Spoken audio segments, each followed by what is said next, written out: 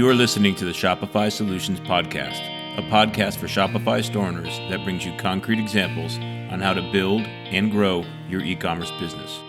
My name is Scott Austin, and I have an e-commerce agency named Jade Puma. In this podcast, I'll share my e-commerce insights and best practices with you. Hello, Scott Austin here. One of my business goals for 2019 was to launch a podcast, which I obviously did, as you're now listening to that podcast. So in this episode, I'm going to walk you through how to create your own podcast if that's a goal for you. I'll get into some details and make recommendations on hardware and software. Let's start by looking at some numbers about podcasts so you can see the opportunity that's available for you there. There are over 700,000 active podcasts today, so there's no shortage of content and competition out there. There's podcasts on a wide variety of topics, and the quality bar for them is going up every day. Over half of Americans have listened to a podcast, and 1/3 of Americans listen regularly. So the reach of podcast isn't as broad as other mediums, but 1/3 of the population is a significant number of people. 80% of listeners listen to an entire episode or most of the episode. So these are engaged users and not skimmers. So that gives you the time to tell a longer story to build a deeper relationship. Before I talk about the how of a podcast, I first want to talk about the why, and my why is in air quotes there. And you should definitely have a why for your podcast. And one of the big reasons for this is that podcasts take a lot of work. Sure, podcasts are easier than some mediums like television, but podcasts are still a lot of work across a variety of different skills that you may have not mastered yet. It's not as easy as recording a clever conversation and posting it to the web. There's a lot more involved. So in talking about the why of your podcast, let me give you the why of my podcast as an example. My Shopify agency, Jade Puma, is a one-person shop. It's just me. My reason for creating the Shopify Solutions podcast was to be a marketing tool for my agency. There's now 1 million Shopify stores out there that use services from agencies like mine. But there are many agencies for store owners to choose from. So I wanted to create a podcast so potential clients become aware of my agency and learn more about me. So the goals of my podcast are to show my knowledge of e-commerce and Shopify, to explain how I approach projects, to let the audience get to know me a bit, and to give back to the community by sharing my learnings. Now your why will probably be different, but I highly recommend that you have a clear vision of what you want from your podcast to help you keep focus as it grows and evolves. Let's shift gears now and talk about the how of your podcast. The work you do on your podcast will fall into one of 4 buckets: content, quality, production, and marketing. Here's an overview of each of these buckets. Content is the first on the list, as content is king.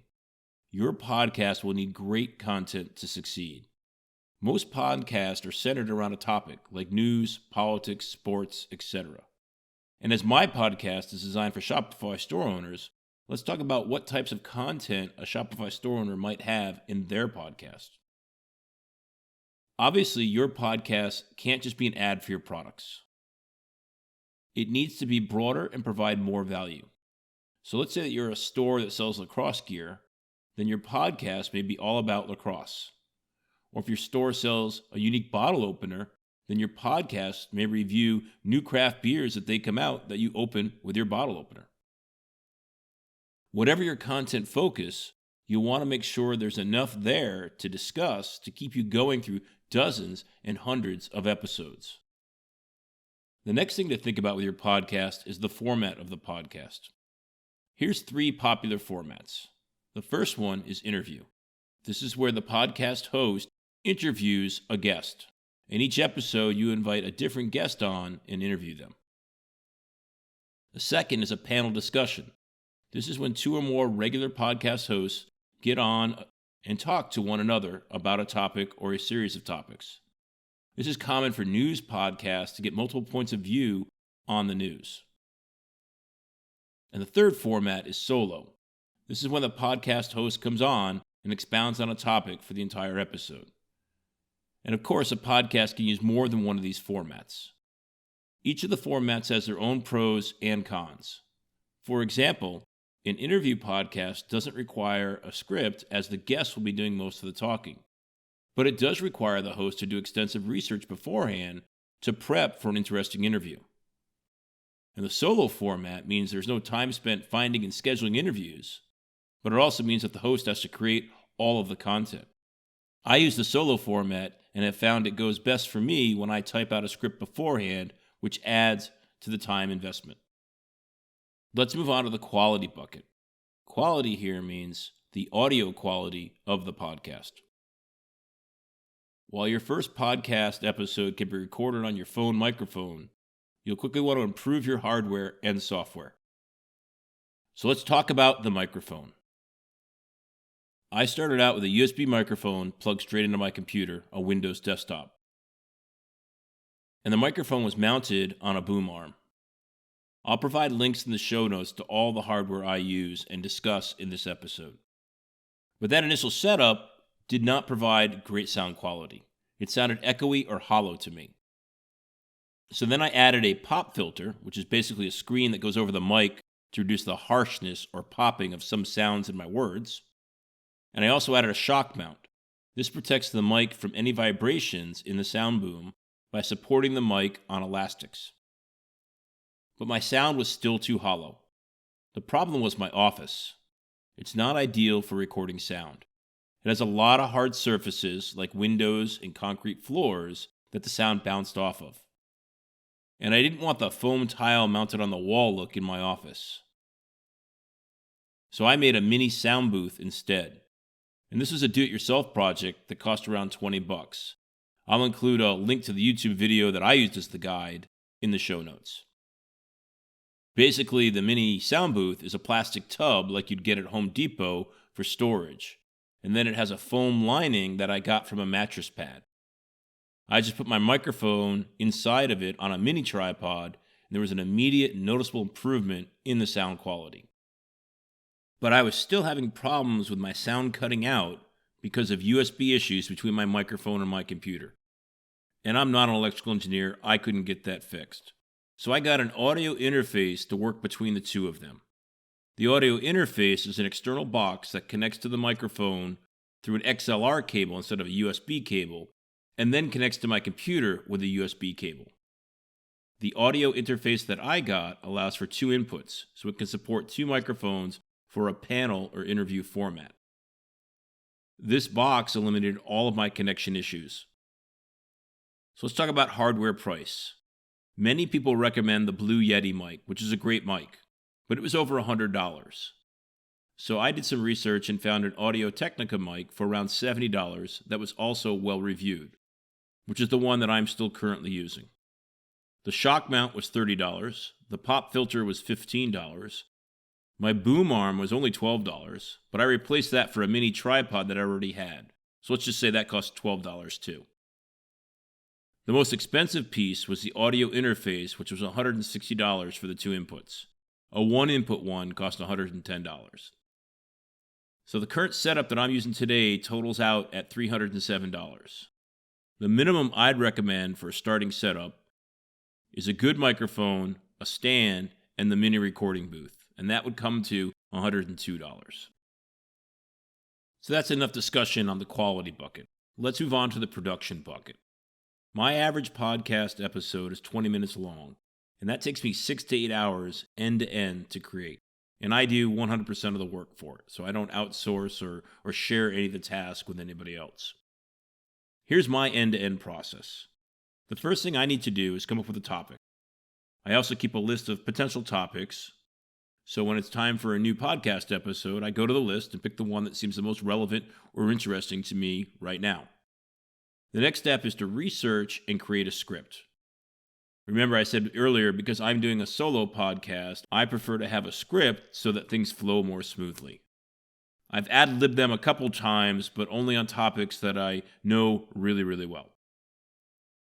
And I do the research and creating the script task in parallel. I use OneNote for writing the script. And I'm constantly editing the script based on the research that I'm doing, and OneNote allows me to easily have different content and move it around as the script comes together. Once I've got the script to the point that I like it, it's time to record. So I pull out my mini sound booth and set my equipment up. Limiting background noise is important, so I only record at night as daytime is noisier where I live. And I have my 4 chihuahuas out of my office and into my house as they can easily snore or bark at something they see. I also turn my phone off. Then it's recording time. I read my script into the microphone. I may reword things or ad lib as I go. I also redo sentences on the fly if my tongue gets tied while talking, which unfortunately happens often. Once I've got the full audio done, it's time for editing. I use Audacity, which is a free app for PC and Mac. Mac users can also use GarageBand, but that's not available for PC. I spend a lot of time editing, and part of the reason is that I think the quality bar for the solo format is higher than for the interview or panel discussion formats. In solo, slips of the tongue or phrases that don't quite make sense are less acceptable, at least to me. So the first thing I do in Audacity is remove the background noise of the room using the noise reduction filter. Then I listen through the entire recording and eliminate big pauses, which are a part of my thinking process. Any restated phrases or sentences that I had to say twice or 3 or 4 times, I'll also remove them. And I also take out my breathing, which can be loud, especially after long sentences. Then I add my intro and outro to the audio and export the whole thing as a WAV file. I have background music tracks in my intro and outro, and you can get royalty-free music at YouTube Audio Library. I'll have a link for that in the show notes also. I then add that local file to my iTunes, where I can then edit the meta information like artist and name and put in the name of the podcast, the episode name, my name as the podcast host, and that type of information. I also create show notes, which includes a short summary of the episode and links to all the things that I mentioned. Then the podcast WAV file gets uploaded to my podcast host, and I add the show notes for that episode. I then schedule the podcast for my normal release time, which for me is Wednesday morning at 1 a.m., and then that's it. I'm done for that episode's production. One thing to note here as we are talking about the production needed for each episode is the frequency of episodes. As I mentioned earlier, each episode takes me 6 to 8 hours to make, and I'm a one-person agency. So I chose to publish episodes every 2 weeks instead of the normal once a week, just because every week would be too much work for me. So you can control how much work your podcast takes by limiting the frequency of your episodes. And let's move on to the 4th bucket for your podcast, and that is marketing. As with anything, making it is not enough. You must market your podcast.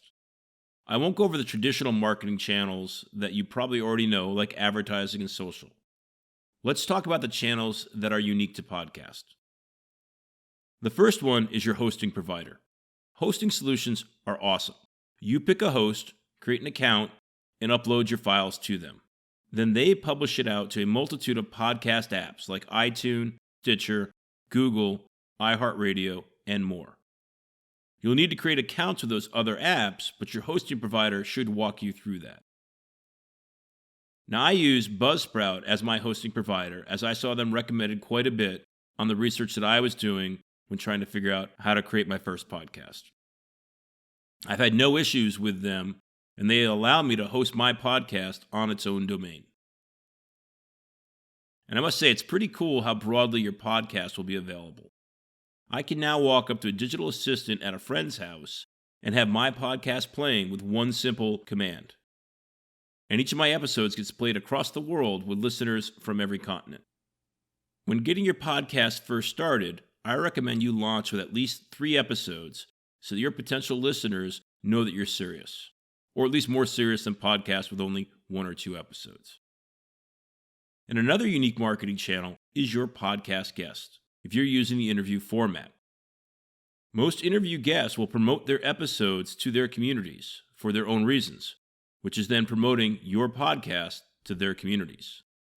And this makes it a big advantage for the interview format, because all of your production effort will be applied to your guest marketing effort, and your reach will be extended farther out.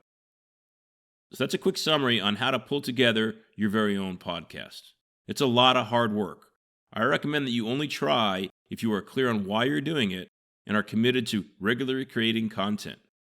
If you do create a podcast, you'll find that it's a great way to develop a meaningful relationship with your audience and create a community. Thanks for listening. You've been listening to the Shopify Solutions Podcast with Scott Austin.